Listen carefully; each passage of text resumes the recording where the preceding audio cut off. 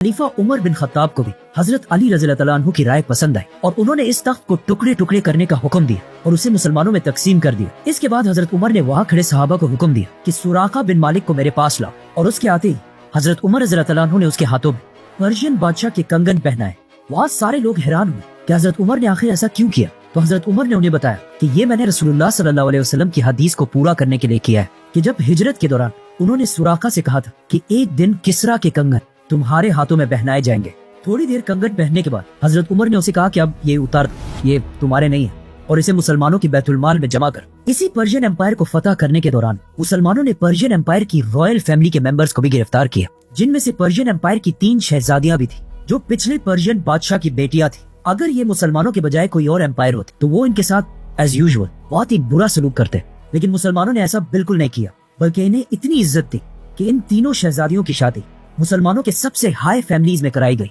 एक शहजादी की शादी पहले खलीफा अबू बकर रज़ियल्लाहु अन्हु के बेटे से कराई गई, दूसरी की शादी खलीफा उमर बिन खत्ताब के बेटे से कराई गई और तीसरी शहजादी शहर बानो की शादी चौथे खलीफा हजरत अली रज़ियल्लाहु अन्हु के बेटे हुसैन रज़ियल्लाहु अन्हु से कराई गई। और इसी शादी से उनका बेटा ज़ैनुल आबिदीन पैदा हुआ। ज़ैनुल आबिदीन इस्लामिक बल्कि पूरी दुनिया की तारीख के सबसे बड़े शहजादों में से एक रहे हैं, क्योंकि अगर देखा जाए तो ज़ैनुल आबिदीन के नाना पूरे पर्शियन एम्पायर के बादशाह थे और उनके दादा अली रज़ियल्लाहु अन्हु खिलाफत राशिदा के सबसे बड़े खलीफा थे।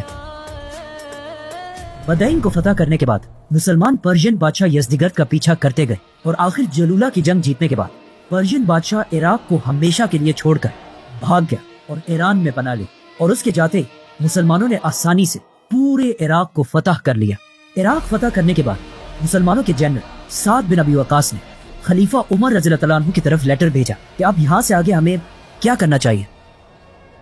जिस पर हजरत उमर ने एक बहुत ही अजीब रिस्पांस दिया कि अब और बस है, इससे आगे मुसलमानों को जाने की इजाजत नहीं है। जितने इलाके हम फतह कर चुके हैं वही हमारे लिए काफी है, और मेरी तो ख्वाहिश ये है कि हमारे और पर्शियंस के दरमियान एक ऐसी दीवार होती जिसे हम दोनों कभी क्रॉस ना कर पाते और ये जंग यहीं पर ही खत्म हो जाती। इस लेटर के बाद साद बिन अबी वकास ने मुसलमानों की फौज को आगे बढ़ने से रोक दिया और पूरे इराक पहली बार इस्लाम का निजाम कायम किया। और हजरत उमर रज़ियल्लाहु अन्हु के ऑर्डर पर साद बिन अबी वकास ने इराक में मुसलमानों का एक नया हेडक्वार्टर बनाया, जिसे कूफा कहा जाता था। इस्लामिक हिस्ट्री में कूफा का बहुत बड़ा रोल रहा है, क्योंकि यही कूफा मदीना के बाद मुसलमानों का नया कैपिटल भी था, और इसी कूफा की वजह से इस्लामिक हिस्ट्री का सबसे दर्दनाक इवेंट भी पेश है,